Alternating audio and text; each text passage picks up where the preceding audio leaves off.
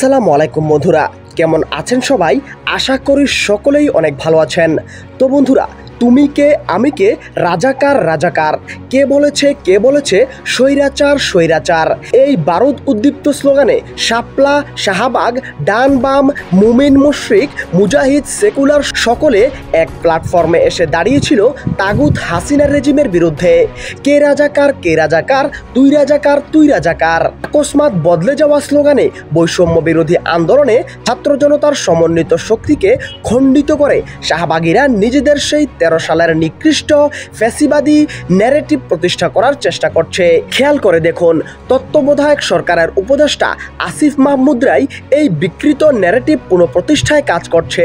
আগেই বলেছিলাম, নব্য শাহবাগের গণজাগরণ মঞ্চের নিরাপত্তা এবার স্বয়ং রাষ্ট্র দেবে, 13 এর মতো নিজেরাই ভেঙে দেবে না। খেয়াল করে দেখুন, কিছুদিন আগে দ্য মিরর এশিয়ার অনুসন্ধানী রিপোর্ট ভারতীয় গোয়েন্দা সংস্থা রয়ের ফাঁস হওয়া পরিকল্পনার একটি গুরুত্বপূর্ণ অংশ ছিল বৈষম্য বিরোধী ছাত্র আন্দোলনের ভারত বিদ্বেষী সমন্বয়করা।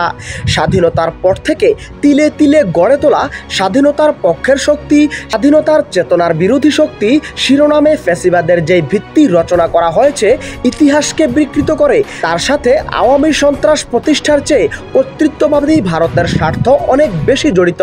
সেই চেতনার ডিসকোর্সকে ভেঙে গুড়িয়ে দিয়ে সার্জিস, হাসনাত আবদুল্লাহরা যখন প্রকাশ্যে ভারতের আধিপত্যকে সাধারণ জনগণকে কটাক্ষ করতে শেখায়, তখন দিল্লির জন্য তা মাথা ব্যথার কারণ হয়ে দাঁড়ায়। খেয়াল করে দেখুন, পরিবর্তিত স্লোগানে আসিফ মাহমুদ আর সার্জিসের অবস্থান সম্পূর্ণ বিপরীত। আমার ধারণা, আসিফ মাহমুদের এমন বার্তার পেছনে ভারতের শক্ত লবিং আছে।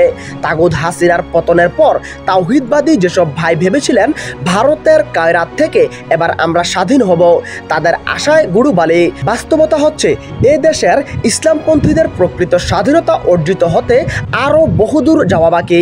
আশা করি বুঝতে পেরেছেন।